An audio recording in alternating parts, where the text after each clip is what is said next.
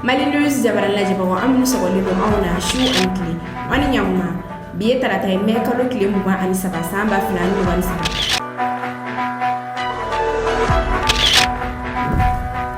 kuna funi folo mugu jugu de kemefla alini kuman mimbe achi udi bishegi menena Mali ani Senegal frontière la nambore no amitaga Russie Vladimir Poutine manadare déposé Karim Khan contre la ni ale CPI procureur kuna funi wala wala ni amno di awma aka flash info konna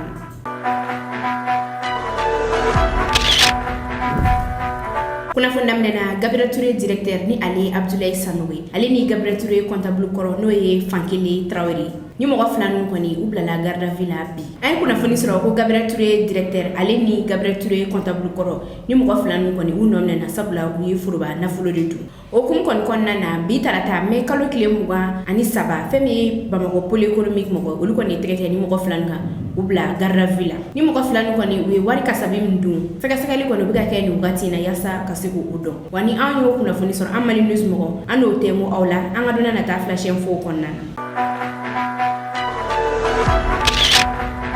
bisimila ka flash info konnana bi tarata me kalo kile mugan ani saba colonel Sadio Camara bega sanka militaire kura biriki foloda ngasani oche kuno dene me kalo kile mugan ani fla colonel Sadio Camara ni ale Mali ministre de la défense et des anciens combattants ani délégation belebele bado willa Bamako yano wukunda kuchala ka kerenkeren yana Minyankala kunu colonel Sadio Camara ale tagara Minyankala ka militaire kura biriki foloda Minyankala ale yere duge dugumni kuchala che kilometre mugan bonyango be ni nyogonche Minyankala ka militaire ni ale yere bonye oye hectare keme wolonfla di wani kan yere bana femi 83e régiment d'infanterie motorisée no lu yere militaire minni olu e mobile misenu bol wolle minata daga ni kan konnana kunu Minyankala ka militaire kura biriki folo dali keneka puchala gouverneur ni ale général Abdoulaye Cissé ale kumata général Abdoulaye Cissé ga la solo konnana ala doniya ka fo ko kuchala ka militaire yere joli ko ba sebetiya ka fo ko Mali autorité ko ni u chesilendo Mali région kura la kananila puchala gouverneur ka la solo konnana ayala doniya ka fo ko Minyankala kan yere abe yoro mi ni bega bo siram be bo kuchala kataka yuroso ayala doniya ka fo kuni ka militaire ko ni mina ke sababu mo fo be temi o siraka ani bolfen ko belajili la kana kuchala gouverneur ka la selu ko fe femi Mali armée de terre nyomo bayere ni ali général Aruna Samaki ali fene pumata général Aruna Samaki ka la selu konnana ayala doniya ka fo ko kuchala ka militaire yere ajokune ka malien belajili la kana keren yana kuchala ani amara dugudew général Aruna Samaki ka la selu konnana ayala doniya ka fo ko Minyankala kan yere ajokune ka kuchala ani amara dugudew u belajili to ga sekata usagona yoro la hereni baden konnana ka soro usiranete u la kana kula Mali armée de terre nyomo ka la selu konnana adado lakana kula ayira ka fo kula kana baliya koni ube anga jamana konnana ni wakatina nga aya nyini jamana kono dion fe kuku aglisi ko sabla Mali armée chesilendo jamana kono de lakana dela ani ubulo fe ko du ka bare wa kutena na nyina ko bare ko kile konnana ni 2023 yere takalaje ibaye ka fo koni san kile kon konnana Mali autorité koni uye ka militaire kura chamani baraw koni damne misala buguni ka militaire kita ka militaire kunu kuchala ka militaire ale birigi folo dara wa bi tarata me kalo kile mugan ani saba san ka militaire kura o birigi folo o bega da Mali ministre de la défense et des anciens combattants fait colonel Sadio Camara. À travers ce camp militaire moderne et bien équipé, la région de Kuchala, la capitale de l'or blanc, connaîtra un rayonnement à l'échelle nationale et bénéficiera du coup d'un cadre agréable de vie à la hauteur des ambitions de cette région. Ce camp militaire sera, j'en suis convaincu, à la hauteur du rang que la région de Kuchala occupe sur le plan industriel et agricole dans notre pays. Heureux sommes-nous d'être accueillis ce jour dans la capitale de l'or blanc pour honorer l'engagement pris devant le peuple malien de tout mettre en œuvre pour lutter contre le terrorisme et renforcer la sécurité des populations, afin que ceux-ci puissent exercer librement et en toute confiance leur activité quotidienne. Ainsi, le camp militaire qui sera bientôt mis à disposition abritera le 83e régiment d'infanterie motorisée, placé sous le commandement de la région militaire numéro 8. Ce camp aura pour avantage de renforcer la sécurité des personnes et de leurs biens dans la région de Kuchala, garantir et dynamiser le développement local, la libre circulation des personnes et des biens en toute sécurité.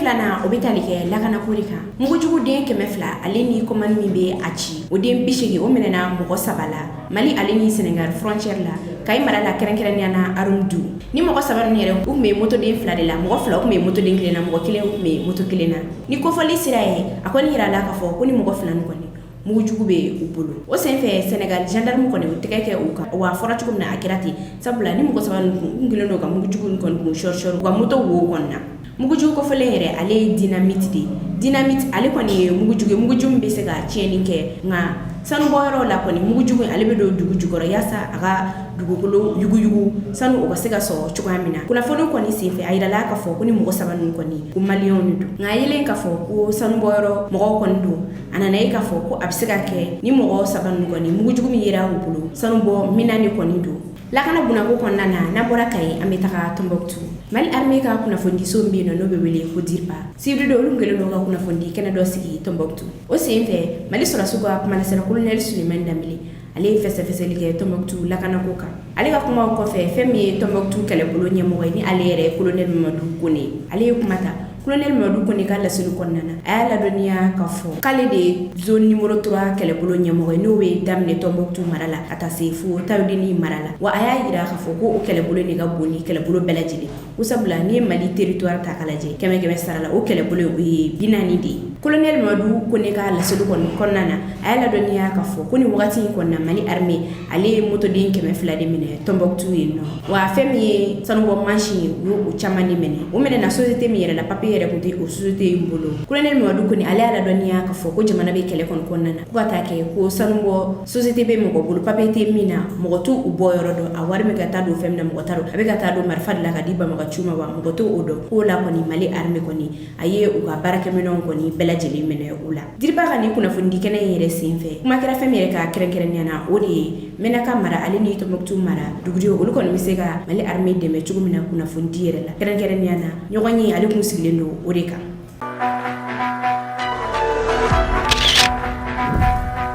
kunnafoni sabanan bi ye DEF tile 2 de ye Mali kɔnɔna na DEF kɔni ale tɔtɔra tile 1 de sabula a kun u bɛ cɛ sini araba DEF daminɛ ani sisan cɛ an kɔni ma kunnafoni sɔrɔ ko DEF sujet a ye fiti kɛ wa an ye ɲininkali kɛ mɔgɔ si de ma se ka sɛbɛntiya k'a fɔ ko DEF sujet ye fiti kɛ n'i y'o ta k'a lajɛ i b'a ye k'a fɔ ko Mali autorité kɔni u cɛsirilen don yaasa ɲina DEF sujet ale kana se ka fiti kɛ cogo si de la wa salon DEF yɛrɛ kɔnɔna na DEF sujet foyi de ma fiti kɛ n'i y'o jateminɛ ye kɔni i b'a ye k'a fɔ ko Mali ministère min kɔni ɲɛsinnen don kalanko kama olu kɔni depuis salon u bɛ cɛsiri jija minɛ yaasa DEF sujet olu kana se ka fiti kɛ u b'o kelen de lawaleya ɲina komi n y'a fɔ an ɲɛna an ka kunu kunnafoni kɔnɔna na cogoya min na DEF baaraw datigɛlen hukumu kɔnɔna na kunu Mali ministre olu kɔni kun carilen don Mali fantan a 4 kɔnɔna na Tombouctou colonel Ismaël Wage ale ni taara DEF baaraw datigɛ ye Kidal ministre min yɛrɛ bilala ka taga DEF baaraw datigɛ ale ye Mali ministre de la culture de n'o ye ministre min ɲɛsinnen don laadala ko kama ni ale yɛrɛ tɔgɔ ko Ando Goli Gindo DEF tɛmɛnenw na colonel Ismaël Wage ale tun bɛ bila ka taga DEF baaraw kɔni datigɛ Kidal nka kunu Mali ministre de la culture ale de bila ka taga DEF baaraw datigɛ o kɔni bɛ bɛn ni ko fɔ Mali kɔnɔna na fɛn min ye Bajangara ye kunu Bajangara gouverneur ale de ye Bajangara DEF baaraw kɔni datigɛ o senfɛ an baarakɛɲɔgɔn n'olu ye Bajangara 24 ye olu kɔni y'u ka micro tɛmu DEF kɛla mɔgɔ damadɔ la ko hakilina ɲininka DEF yɛrɛ tagabolo la DEF épreuve fɔlɔ kɔfɛ ekɔlidenw kɔni u bɔra ko hakilina fɔ DEF yɛrɛ tagabolo kan o senfɛ u ye bonne chance souhaité u DEF kɛɲɔgɔn tɔw ye nka an ka jɛ an ka ekɔliden damadɔ lamɛn u cɛ la DEF jara épreuve fɔlɔ kɛra ni rédaction ye DEF kɔni jara n bɛ Ala deli Ala ka ni ɲɔgɔn candidat bɛɛ Ala ka garisɛgɛ ɲuman d'an ma an ka épreuve dɔɔni a jara dɔɔni an tɛ se k'a fɔ kosɛbɛ mais dɔɔni kɔni a jara bon épreuve tɔ min tora Ala k'a kɛ a ka ja fana histoire zo bon Ala ka candidat ninnu bɛɛ lapase yara bi Ala ka moyen ɲuman d'an ma yara bi Ala ka bɛɛ kɛ 100%. kunnafoni nana Imam Mai Ouattara kumana ni wagati na transition tagabolo a kɔni kelen don ka mɔgɔ caman de dusukun kami Imam Mai Ouattara ni ale ye mɔgɔ ye mɔgɔ min cɛsirilen don transition kɔkɔrɔma donni na wa ka kɛ ni a ka jamana kanu ye kɔsani na autorité de la transition mɔgɔ o ye jɔnjɔn kɛrɛnkɛrɛnnen ta ka di a ma o Imam Mai Ouattara kelen a ka jumalo kutubaw kɔni kɔnɔna na a y'a ladɔnniya k'a fɔ ko fɛn dɔw bɛ ka kɛ transition kɔnɔna na ko o de kɛra sababu ye ka fanga kɔrɔ la bi n'o ye Ibrahim Boubacar Keita ka fanga ye. Mai Ouattara ka laseliw senfɛ a y'a ladɔnniya ka fɔ ko wagati min na mɔgɔ dɔw bɛ ka baara kɛ transition kɔnɔna na wagati kelen na mɔgɔ dɔw kelen don k'u biri transition kɔfɛ u bɛ ka jamana kɔnɔdenw ka wari ta man ka don da minnu fɛ ka don o daw fɛ. Mai Ouattara y'a ladɔnniya ka fɔ ko ni ko ninnu kɛrɛkɛra nka ko hali bi a bɛ ka lawaleya. A y'a yira ka fɔ ko ni kɔni ye ale ka ladilikan de ka ɲɛsin ni mɔgɔ ninnu ma. Wa a y'a yira ka fɔ ko n'u y'ale lamɛn o don n'u m'ale lamɛn ale kɔni bɛ a ta fɔ. Nka an ka jɛ an ka imam Mai Ouattara a ka jumadow kutubaw labɛn ɲɔgɔn fɛ a bɛ ka dantigɛli kɛ an ka to du kan na. Fanga minnu tiɲɛna u tiɲɛna ni sababu minnu ye a kɛra an bɛɛ ɲɛna bana ni e fana ni ala y'i ka dossier bi n'i ye ŋanamu daminɛ k'i dogo bɛ mɔgɔw la i tɛ dogo ala la dɛ min ta ye diinɛ kɛlɛ ye min ta ye wari dun ye min ta ye ŋanamu ye min ta ye n bɛ a kɛ kɔrɔlen si ye ka nagakɔrɔmɔgɔw k'olu faveur k'olu ye awa maa minnu y'o daminɛ kura ye dɔw ye o ko ninnu daminɛ o hakili ko an t'a kalama an bɛ fɛn bɛɛ kalama nka adamaden tɛ girin kuma bɛɛ n'a fɔ don fɛn bɛɛ tɛ girin don kelen n'o tɛ mɔgɔ dɔw bɛ yen u tun ye fɛn dɔw lagosi u yɛrɛ y'o fɛnw kɛli daminɛ u ye kɛlɛ kɛ ko dɔw la ka kɔrɔ sisan u yɛrɛ bolo bilala la u yɛrɛ y'o ko kelenw kɛli daminɛ Allahu akbar aw tɛ ala dɔn. Kunnafoni duruna Vladimir Poutine ye mandat d'arrêt déposé CPI procureur contre la Karim Khan. Juma tɛmɛnen Russie ministre de la sécurité intérieure ale ye sɛbɛn dɔ bɔ sɛbɛn yɛrɛ a bilala u ka bɔlɔlɔw sanfɛla la sɛbɛn kɔnɔna na u y'a yira k'a fɔ ko Russie bɛra ka Karim Khan ɲini nin wagati in na. Nka sani o cɛ kalo 3 n'an seginna an kɔ Karim Khan ni ale yɛrɛ CPI procureur ye ale ye plainte don Russie jamanakuntigi contre la o kɛlen Russie gouvernement kɔni y'a yira k'a fɔ ko nin ye dankarili de ye Vladimir Poutine ka fanga la wa ko Karim Khan k'a ka bila kunna ko Russie fɛnɛ bɛ k'a ɲini ko ni Russie polisiw y'a ye walima ni a donna Russie u kɔni bɛ na n'a ye Russie ka na a kiri Russie kiriso la. Russie ministre de la sécurité intérieure ka gafe in yɛrɛ kɔnɔna na fɛn min ye date de naissance ni o ye 30 mars 1970 ale ni lieu de naissance fɛn min ye date de naissance n'o ye Edinburgh n'o ye Écosse fɛ a yirala k'a fɔ ko Karim Khan ale kɔni ɲininen don nin wagati in na i n'a fɔ Russie code pénal y'a laɲini cogoya min na. N'i ye Karim Khan yɛrɛ ta k'a lajɛ i b'a ye k'a fɔ ko nin wagati in yɛrɛ la ale kɔni a lafiyalen tɛ a nin na sabula américain kɔni kelen ka Iran kɛ u sago ye u kelen ka Saddam Hussein kɔni minɛ k'a siri juru la k'a gulon ani u senfɛ u kelen ka iranien dɔw bɔnɛ u nin na ka sɔrɔ ka taa Afghanistan muso ani a denmisɛnnin dɔw bɔnɛ u nin na ni o dossier bɛɛ lajɛlen dafalen kɔni bɛ yen nɔ nka américain y'a yira k'a fɔ ko i mɔgɔ o mɔgɔ i kɛra CPI de i kɛra ONU de n'i ko k'i bɛna taa mandat de dépôt da u ka jamanakuntigi contre la walima k'i bɛ américain dɔ minɛ k'a kiri k'u bɛ i ka ko ban ni mɔgɔ min y'i da don nin ko in na k'u bɛna mandat de dépôt bi o tigi kan wa k'u bɛna o tigi ka compte fɛnɛ geler diɲɛ kɔnɔ o kɛlen CPI kɔni y'a ɲɛtugu américain ka nin ko in kan wagati min na ni Russie ani Ukraine bɛ ɲɔgɔn na CPI kɔni ale ye plainte don Russie jamanakuntigi contre la k'a fɔ ko denmisɛnnin dɔw kɔni olu minɛ na Ukraine o sɔmi kelen don k'a fɔ ko Vladimir Poutine a sen bɛ se ka ye o ko in na k'a sɔrɔ CPI yɛrɛ ma mɔgɔ bila ka taga sɛgɛsɛgɛli kɛ a ko kan. N'i ye CPI yɛrɛ ta k'a lajɛ bi i b'a ye k'a fɔ ko fanga kɔni tɛ CPI la tuguni sabula a kuru yɛrɛ bonya tɛ o kan wa africain yɛrɛ ko CPI yɛrɛ ka créera farafinna masakɛw de contre la ko sabula kabini a créera kana se fo sisan ma ko farafinna masakɛw dɔrɔn de kiri la a kɔnɔna na.